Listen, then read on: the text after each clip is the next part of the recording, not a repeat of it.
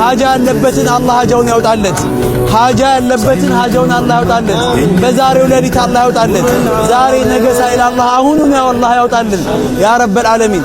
የተቸገረ አላህ ይፈውሰው፣ የታመመም አላህ ይፈውሰው። እዳ ያለበትን አላህ ይክፈልለት። አሚን እያላችሁ ነው። እዳችንን አላህ ይክፈልልን። እዳ ያለበት አሉ የአላህ መልእክተኛ፣ እዳ ያለበት ሰው ሁለት መጥፎ ባህሪዎችን ያሳያል። አንደኛ ሳይፈልግ ይዋሻል፣ ሁለተኛ መንገድ ይቀይራል። አይደለም ሁለት ባህሪ መጥፎ ባህሪዎችን ያሳያል። ከእዳ እንደው አበዳሪና አፉ ምንል አላህ ያድርገን። ከተበዳሪነት አላህ ይገላግለን። የቤት ኪራይ ላይ ያላችሁ የራሳችሁን ቤት አላህ ይስጣችሁ። የራስ አረኔ ምን ዛው የቤት ኪራይ ላይ ያለው የራሳችንን ቤት አላህ ይስጠን። አላህ ያዋደን፣ አላህ ያዋደን፣ አላህ ያፋቅረን። እንደው ተቀጣሪ ሆናችሁ አላህ ወደ ቀጣሪነት አላህ ያሸጋግራችሁ ያ ረበል ዓለሚን።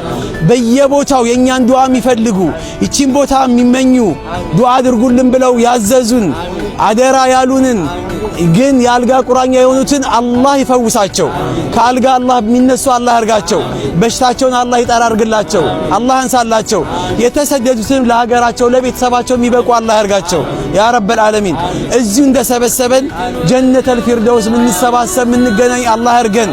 ማዕ ነቢይን ወሲዲቂን ወሹሃዳ ወሳሊሂን ካላቸው ጋር አላህ ያርገን። ነብዩን ናፍቀናል፣ ከሳቸው ጎረቤት ምንሆን አላህ ያርገን።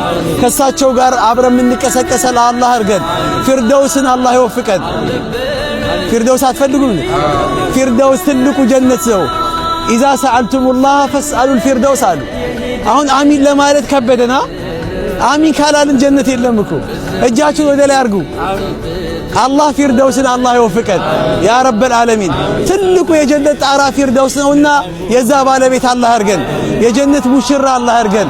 ከናፈቅናቸው ሷሃቦች ጋር አላህ አንድ ላይ ያርገን ያ ረበል ዓለሚን፣ ያ ረበል ዓለሚን። ያላገባም ያግባ።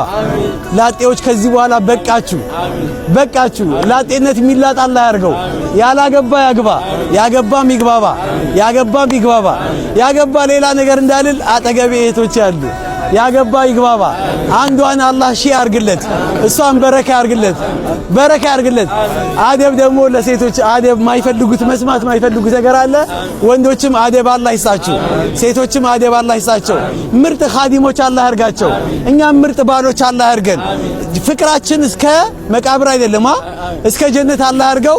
አላሁመ ሰል